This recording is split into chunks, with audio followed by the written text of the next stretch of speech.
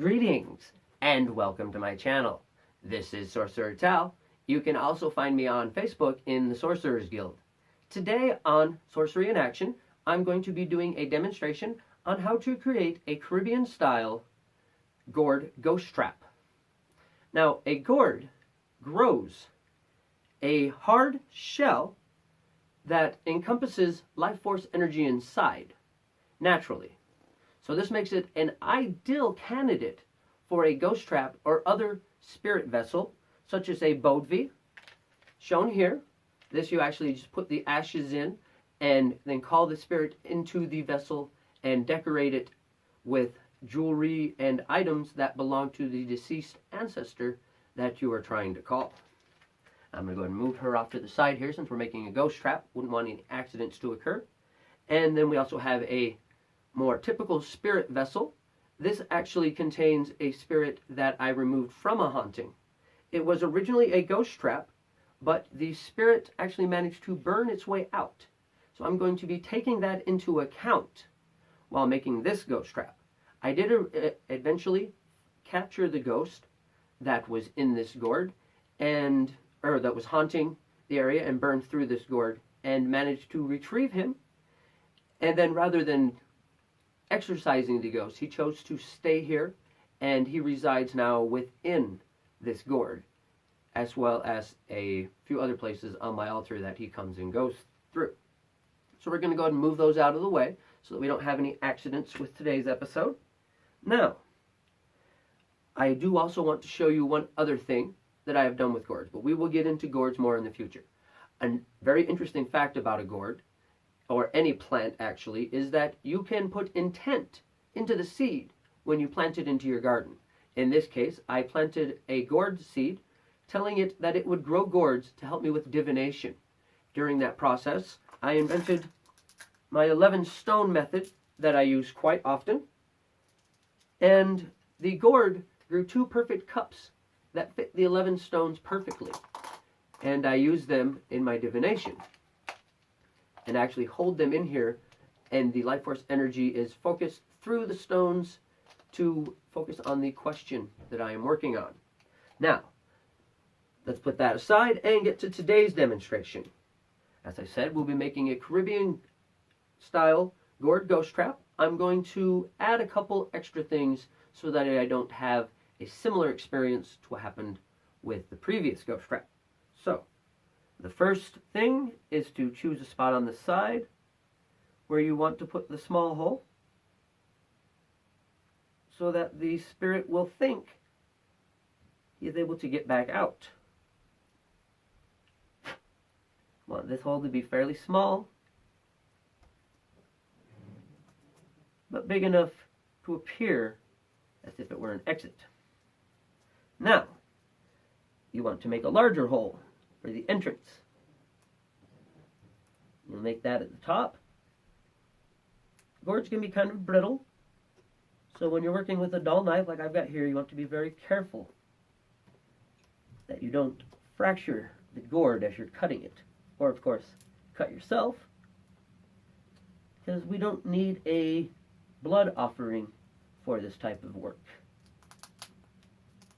So, like I said, you gotta be careful that you don't cut yourself or fracture the gourd.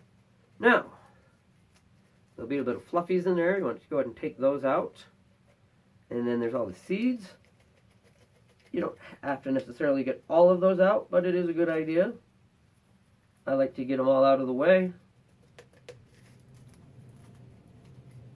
Now, at this point, you'll want to purify the gourd. I like to use a voodoo style purification. When I am doing voodoo style work. And so that puts the alcohol completely saturating the gourd in a mist. Now, as I said last time, the spirit got out. So, we are going to take that into account and put some black paint directly down inside to help absorb the spirit's energy. Be nice and thick black in there paint afterwards so that it can't burn out. And we're also going to put a little bit of sigil work on the outside with the same black paint, just to create a little more of a trap. I'm going to put some black